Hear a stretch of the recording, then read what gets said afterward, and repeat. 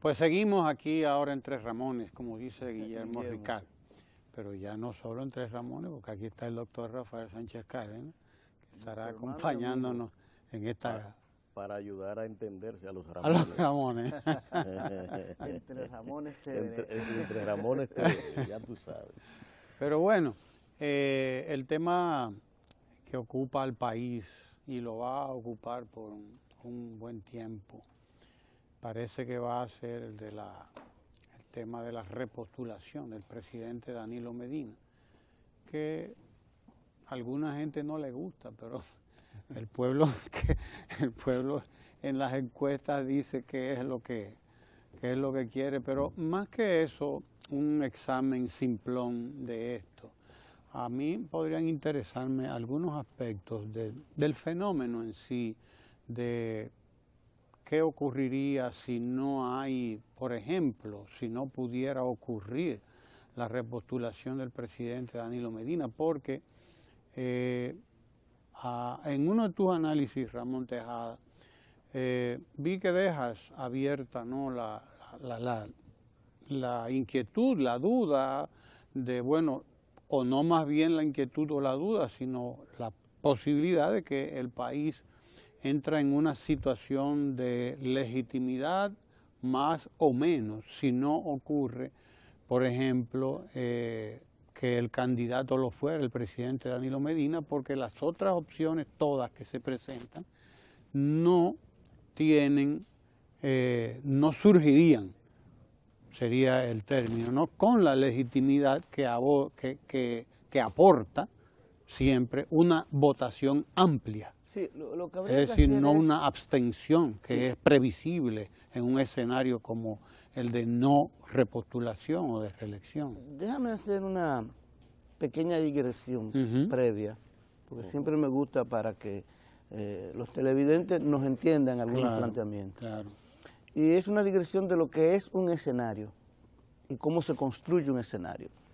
En política, cuando la gente dice el escenario electoral, por ejemplo, tal, tiene la siguiente característica. Lo que se hace es hacer un análisis. Primero, el escenario es una coyuntura, es un momento. En este caso, el escenario electoral, estamos hablando del proceso mediante el cual se va a elegir un presidente, diputados, senadores, etcétera.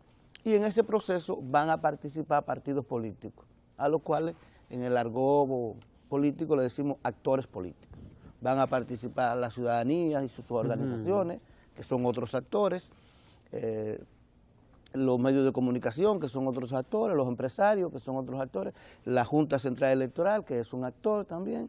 Es decir, cuando entonces nosotros decimos escenarios y actores, estamos hablando de los grupos, personas e instituciones que van a participar en el escenario electoral. Y de situaciones hipotéticas en este caso. Entonces ahí viene también, el ¿no? otro punto, es la variable. ¿Cuáles son las variables? Las variables son no más que las relaciones que se establecen entre esos actores. Por ejemplo, para poner un caso, una variable es el programa de gobierno y cómo es aceptado por la gente. Entonces, ¿la gente acepta o no el programa de gobierno? ¿Qué nivel de aceptación tiene un actor? Es otra variable. ¿Qué nivel de votación puede existir? Es otra variable.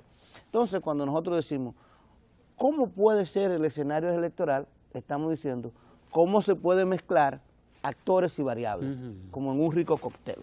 ¿Cómo se va? ¿Cómo va a actuar? Ahora bien, la pregunta es la siguiente. ¿Cómo nosotros podemos determinar el comportamiento de los actores? Por ejemplo, la ciudadanía, que es quien va a votar, es un actor. ¿Cómo nosotros determinamos el comportamiento de la ciudadanía? Pues se hacen encuestas, se tiene un background histórico, es decir, se tiene cómo se ha comportado tradicionalmente. Por ejemplo, en el caso de la ciudadanía, en República Dominicana, en los procesos electorales presidenciales, ha votado alrededor del 25% de la gente. Ha sido una atención del 25%, entre 25 y 30%. Que no vota el 70%. Es decir, abstención. La Sí, abstención, la abstención es entre 25 a 30. Mira, qué bueno que tú dices eso. Ese nivel de abstención de 25 a 30, en realidad termina siendo un nivel de abstención de más o menos 20 y quizá hasta menos. ¿Por qué? Porque el padrón electoral dominicano no está limpio. Y ahí hay mucha gente que no votan, que están ahí y que deberían salir del padrón para el cálculo. Sí. desde personas que están fuera del país, que se han ido, ya sea legal o ilegalmente, las personas que están presas, personas que han muerto, que hace mucho que no se limpia el padrón en ese sentido, personas que no tienen, bueno, en fin, hay un montón de personas, pero bueno, vamos a quedarnos con las cifras oficiales. Y tradicionalmente las congresionales municipales votan entre 50 y 40%. Una abstención significativa, sí, pero que las congresionales municipales despiertan menos interés que las presidenciales. Entonces tenemos el primer comportamiento del primer actor, el tema de la votación. ¿Cómo nosotros podemos determinar el comportamiento de los demás actores? Bueno, viendo los otros procesos electorales. ¿Cómo se espera que se comporte el PLD? ¿Cómo se espera que se comporte el PRD? ¿Cómo se espera que se comporten las demás fuerzas, el PRM y las demás fuerzas políticas del país? Ahí está la historia, cómo se comportarán los empresarios, cómo se comportará todo esto. Entonces, ¿cuál es el argumento que he desarrollado frente a esto? Tomando en cuenta todas las encuestas que se han realizado desde enero del 2014 hasta ahora, es decir, un año y 3 meses, se da el siguiente fenómeno. Desde ese año hasta ahora, hay un partido que se mantiene con altos niveles de votación, que es el PLD, que tiene un 60, 58%.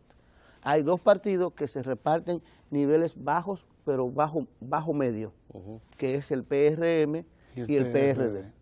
Y los demás partidos han salido del radar. Es decir, no están, excepto en la última encuesta, que se ha visto un crecimiento moderado de Guillermo Moreno y una aparición nueva, que es la de Amable con su próximo partido, se va a llamar Partido Reformista Liberal, que se llama, sí, después de la compra, se va a llamar Partido Reformista Liberal, si se lo permite la Junta. Entonces, ese es el panorama que hay. Ahora, ¿qué ocurre con las tendencias? La tendencia es a que el PLD fortalece su nivel de votación, quedando entre 58 y 60. Sí. Y los demás van bajando, porque resulta que tanto el PRM como el PRD sobre todo, porque el PRM aparece a mediados del año, tenía niveles más altos de votación, pero va bajando. Ahora bien, lo interesante de ese escenario es que el comportamiento de los votantes hacia los partidos no es el mismo cuando se presentan los candidatos.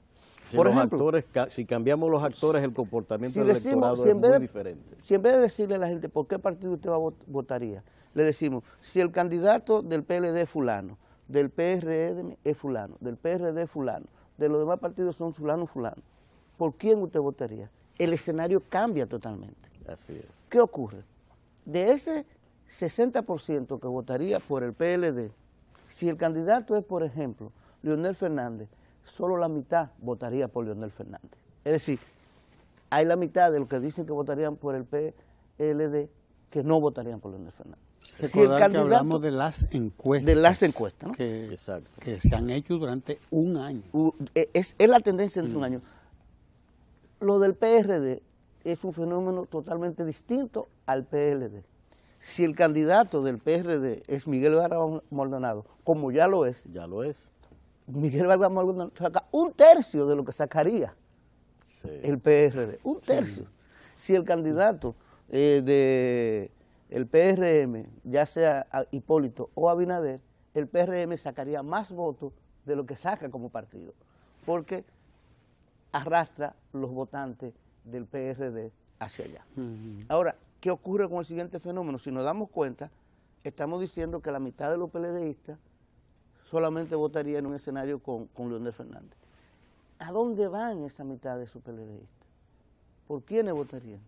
Se irían a sumar a la abstención. Ese es lo que se ve. Sí.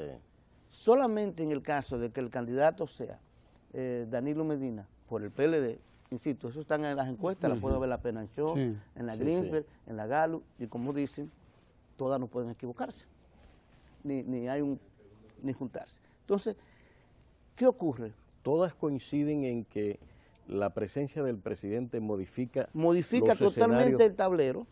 El presidente es el único que tendría el 93, 94% de los votos de los votantes PLDistas, más otros votantes, más otros que dicen que no votarían. Pero además de eso es el único que reduciría el nivel de abstención electoral. Sí. Entonces, el fenómeno es que si el candidato del PLD no es el presidente, el nivel de abstención electoral se dispara. Se dispara. Y estamos diciendo que posiblemente... Y la percepción de voto del PLD también bajaría. Baja sustancialmente a la mitad. A la mitad. A la mitad, en las últimas encuestas. Antes era un 60, llegó a un 65, pero ahora a la mitad. Entonces, en un escenario de esta naturaleza, estamos hablando que habría mucha abstención electoral. Alguien dirá, pero recordemos que las elecciones son congresionales, municipales. Precisamente por eso al inicio dije que en términos históricos ha votado entre el 50 y el 40% en las congresionales y municipales. Sí. Pero además que aquí viene un fenómeno. Recuérdense que la gente tiene que moverse a votar a donde pertenece. Entonces, frente a un sistema electoral donde hay cierto descreimiento en los candidatos que se podrían presentar, que es lo que está ahí pasando por el nivel de abstención, porque aumenta, en donde hay evidente rechazo a algunos candidatos, y además de eso hay otros que no han prendido todavía, la gente podría tender a no moverse de su casa. Es decir, a que se repita el fenómeno de las congresionales y municipales y votaría un 40, 50% del electorado. Entonces imaginemos un presidente elegido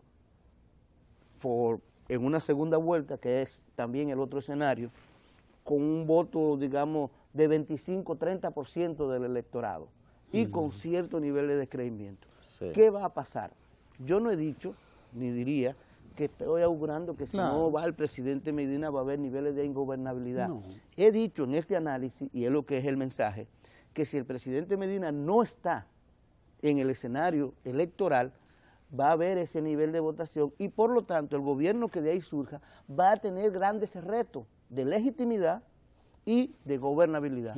Cuando digo grandes retos, digo, ahí va a depender de si ese gobierno continúa precisamente aquellas políticas que han sido la política que han dado satisfacción y que ha llevado al presidente a estos niveles. Estoy hablando del 4% de la educación, estoy hablando de banca solidaria, estoy hablando de promoción de las MIPYME, estoy hablando de las visitas sorpresas, sobre todo el nivel de estimular la agricultura, la agropecuaria. Es decir, estoy hablando de la transformación que se está haciendo en salud en los últimos meses, sobre todo. O sea, estoy hablando, en pocas palabras, de que los retos que se le van a presentar, sea quien sea que salga ahí, es o parecerse a Danilo Medina, vamos a estar claros, parecerse en términos... Es un componente que tiene que ver con el estilo y la percepción que la gente tiene de la cercanía del presidente, la calidez de su gestión. Exactamente, en la continuación de esa política, porque si no hay, la gente va a defender esa política en las calles. Entonces, es ahí donde está el quid del asunto. Si no y para los que no entienden, estamos hablando de análisis de escenarios posibles. Y esto es no estamos hablando de una realidad que está establecida actualmente. Esto es ciencia, es hipótesis. Efectivamente. Es ciencia social con una lógica. No es un deseo, no es el deseo de persona por mantenerse en puestos que le han dado beneficio y nada. Estamos hablando de un análisis. Usted, lo único que le pido al que nos está viendo a la gente es que piense en términos de análisis. Usted puede rebatir todo esto, porque todo es rebatible, la ciencia es así. Exacto. Pero hágalo de manera racional y pensando real y efectivamente en estos aspectos de la variable. Déjame agregarte una cosa, porque efectivamente cuando la gente se sale, los que están haciendo política, del componente científico de análisis, eso que tú acabas de hacer en este momento, y quiere tratar como ciencia lo que es la implementación de una estrategia política, con unos movimientos tácticos, descalificadores o cosas por el estilo para posicionar la posición que ellos tienen. Entonces ya no se está haciendo este ejercicio que tú acabas de hacer. Claro. Tú no has entrado precisamente en un ejercicio de actividad política per se, de direccionar un determinado criterio, ¿verdad? O posición política que tú tienes. Claro. O el interés de posicionar a alguien especialmente, porque tú no has posicionado al presidente. No, es que está ahí. Los datos están ahí. Exactamente. Todos los actores y todos los partidos tienen un posicionamiento que es todo este ejercicio social, político, económico, que le está otorgando a cada quien el beneficio, la duda o el apoyo que la ciudadanía da a cada quien. Además, hay un asunto, es decir, la ciencia política, el análisis político, no es lo que yo quiero, no es lo que yo deseo, es lo que nos da frente a los datos. Por ejemplo, ¿qué significa este análisis? Aquí, porque también vamos a ver, este es un análisis y ahí se da. El escenario puede presentarse o no puede presentarse. ¿Qué significa este análisis? Bueno, significa este análisis de esta naturaleza es que los actores políticos, en función de que esas son las tendencias, deben buscar sus propias estrategias para ver cómo intervienen ahí. Ese es el objetivo de un análisis. Y cada quien va a intervenir según sus intereses. Yo me imagino que alguien que quiera apoyar a cualquiera de los candidatos que tienen poca posibilidad de ganar en primera vuelta y de asumir esto, lo que deben estar pensando es cómo se ganan de nuevo la confianza de la gente. Cómo ellos pueden asumir que la gente les crea que pueden hacer un gobierno en el cual van a responder la política pública a los sectores más... O como hacen muchos. Y ¿tú sabes lo que hacen? Hacen lo contrario. Entonces no es culpa de nadie. Y terminan precisamente el análisis cumpliéndose porque enfrentando el análisis se ponen de petulantes y de arrogantes a querer hacer lo que siempre ha hecho, que ha sido lo que siempre le ha ido mal. O hacen como algunos grupos que empiezan a hacer agitación social, digamos, por toda esa deuda social que hay. Hay grupos políticos aquí cuyas estrategias y tácticas políticas han estado mediadas únicamente por agitar esos elementos en la sociedad y promocionar y repiten lo mismo y creen que la gente es idiota, que la gente no se va a dar cuenta de que lo tratan de engañar cuando le están vendiendo ese tipo de cosas.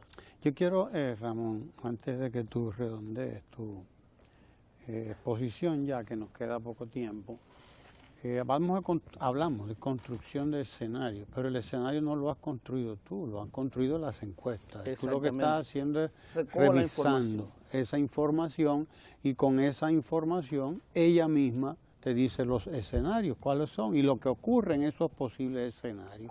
Hay un escenario que es en el que trabaja la encuestadora Acisa, porque esa hace a mi modo de ver, ella construye un escenario, que es un escenario en el que no aparece el tema Danilo Medina, por ejemplo, porque asume esa encuestadora que eso no es tema, porque no está en la Constitución el fenómeno de la reelección, la posibilidad, y por lo tanto construye un escenario para elaborar su encuesta.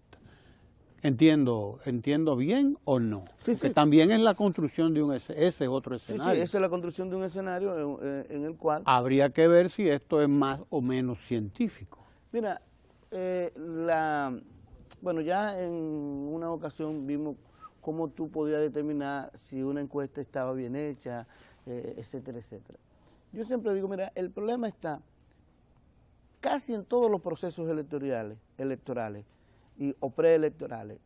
Tú tienes diversas encuestas que te dan unas mismas tendencias y una o dos que se alejan. Sí, exacto. Casi siempre las cuales, esas que se alejan de esa tendencia, trabajan para candidatos o partidos. Para posicionar candidatos. Exacto. Entonces, hay que tener cuidado de cuando la encuesta es usada como herramienta de lucha política y cuando es usada para interrogar a la realidad. Lo bueno del caso de todo esto es, y eso es bueno que la población lo sepa, es varias cosas. Primero, que no es verdad que las encuestas crean la realidad. Mira, por más encuestas, y se ha demostrado a lo largo de todos los procesos electorales modernos en donde se han hecho encuestas. Cuando hay encuestas bien hechas y precisas, los resultados salen como dicen esas encuestas, no como las encuestas que se quieren usar como arma de lucha política dicen, porque no crean la realidad, la captan.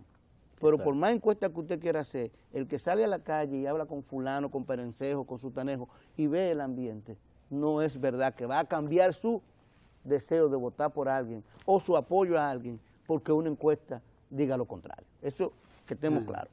Las encuestas que hacen eso solamente tienen un objetivo, fortalecer, oigan bien, fortalecer a las personas que están apoyando a ese candidato para que se sientan bien. Y para que no se le vayan, para que no se cree un poco de fortalecer la decisión de un poco de wishful thinking, como dicen en inglés, ¿no? Exactamente. Es decir, es tan sencillo como eso.